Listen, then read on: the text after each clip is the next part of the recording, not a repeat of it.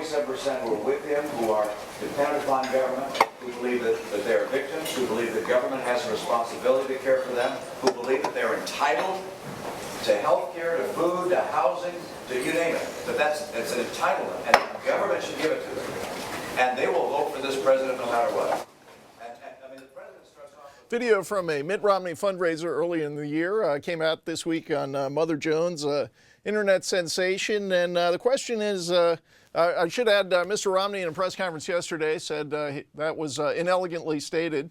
Question now is, how does Mitt Romney make lemonade out of this campaign lemon? Here to tell us is Kim Strassel from our Washington Bureau, our Potomac Watch columnist. Kim, what is the answer? Can this end up being a positive for Mitt Romney?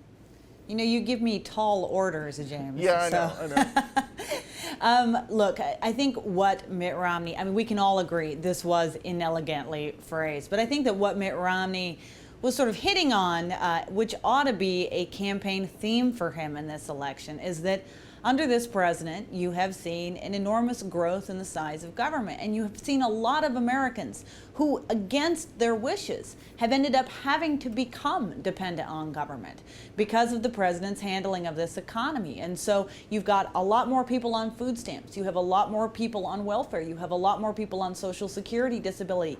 They don't necessarily want to be there. They want to be out working. They haven't been able to because of high unemployment and the president's policies. And Mitt Romney's opportunity here is to be talking about the sort of America he wants to create, in which you're getting away from that dependency culture, in which everyone has an opportunity, and the sort of society that we're drifting into because of slow growth in the president's policies. That's right. We should point out that we and a lot of other people would quarrel with how he characterized these folks, but as far as the data, he's right on that you have almost 50% of the country paying no income tax, almost 50% getting some kind of benefit from the federal government. Long term, this trend is how you end up at Greece, and you do need people pulling the wagon and fewer people sitting in the wagon. And it seems like the way out of this, Kim, is to talk about how do you move people from that dependency that President Obama seems to favor to productivity and joining the workforce. And is this an opening maybe for Mr. Romney to open that discussion?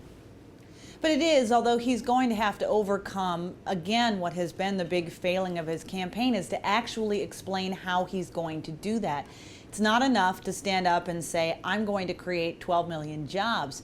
Everyone says, how exactly are you going to create 12 million jobs? And top line statements too, you know, I'm going to cut regulation, I'm going to do these things. That doesn't necessarily get him over the goal line either. You've got to be talking about all of these different questions. What regulations are you going to cut?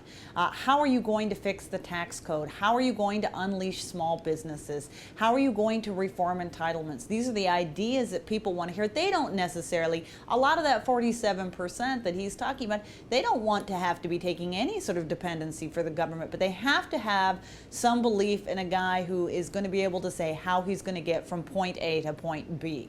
Okay, and now we see today a press release from the Romney campaign, headline, "We must create wealth, not redistribute wealth."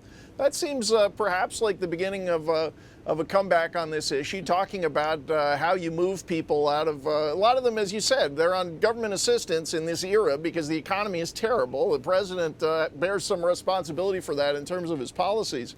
But let's take the tax issue. Mr. Romney, and part of the message of that appearance seemed to be that, look, a lot of people don't pay taxes, so they don't get fired up about my tax cutting message. He doesn't seem all that fired up about it either, but what should he be saying about taxes, about growth? Well, that's actually it, James. If you step back, there's a lot of aspects of this debate that would play into Mr. Romney's favor because he's actually got some really good policies on this. He's been talking about government and dependency culture. That's something he needs to highlight more. But the big one is his tax policy. Look, one of the reasons a lot of the people in that category, and again, not everyone in that 47%, there are, for instance, a lot of senior citizens who don't pay taxes because they're done with their working careers. But there's a lot of people in that aren't paying taxes is because we have one of the most astonishingly complicated tax codes in the history of the universe. It is full of deductions and exemptions. And another thing, and one of the things that Mitt Romney is actually proposing is a tax overhaul that would get rid of some of that. It would narrow down the code, it would broaden it, it would flatten it. This is the sort of thing that's good for growth. It also strikes many Americans as more fair because they are aware. And again, I think this is something Mitt Romney could be talking about. Some of those guys, they don't necessarily fall into the 47%, but some of the guys who have very low tax rates are the guys that are very wealthy, and they've figured out, they've got the tax accountants to go out there and exploit all of these loopholes and deductions and get their tax liabilities down lower.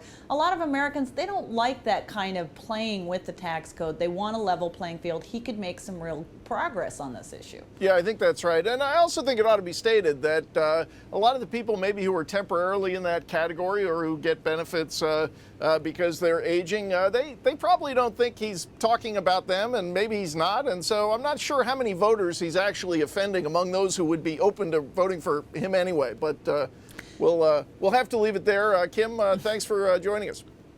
Thanks for having me.